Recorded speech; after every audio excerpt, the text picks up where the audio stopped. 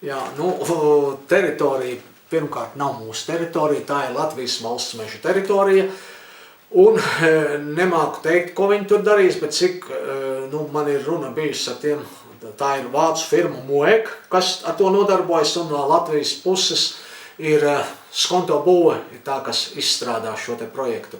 Kad projekts būs pabeigts, būs melnzeme virsū uzvest un būs zaļa zālīte, bet vai viņi, teiksim, tur ganīs aitas, vai viņi stādīs priedītes tur virsū, vai varēs puikas spēlēt futbolu, es negribu patreiz par to nekā teikt, jo tā ir Latvijas valsts meža teritorija. Droši vien, ka viņi sakārtos un uzstādīs tur virsū priežu mežu visapkārt. Es domāju, ka es pats kā mežinieks varu teikt, ka tur būtu jāstāda priežu kultūra, jo viņš ir meža teritorijā. Jā.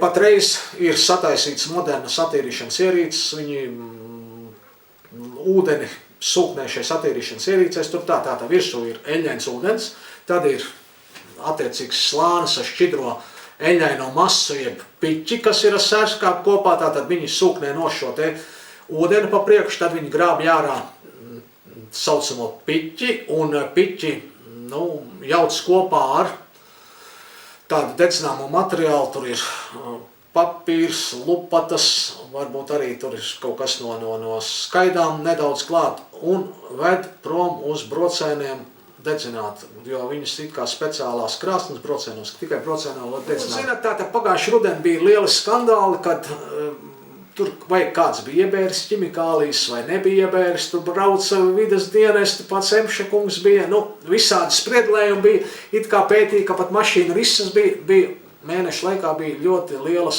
smaržas vai smakas, kas izplatījās, uz kur puses pūta vējš, pat līdz Murjāņiem, pat poligonā bija, un uz Vangaišu stacijas rajonā, cilvēki bija ļoti, ļoti neapmierināti, bet tātad projekts ir sācies, it kā šogad nekādu sūdzību no iedzīvotājiem nav, bet iedzīvotāji interesējas, kā šis projekts iet, bet var aizbraukt paskatīties, projekts iet.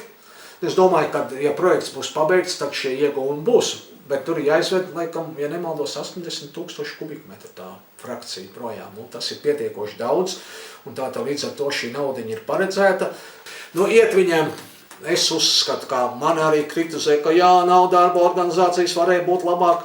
Es arī uzskatu, ka viņi varēja strādāt ātrāk, raitāk, bet projekts iet un projekta pabeigšana, laikam, 2015. gads. Es domāju, ka viņi pabeigs, jo tā ir vācu firma un arī Latvijas lielākais būvuzņēmējs Skonto būve. Darbi iet un viss notiekās. Jā.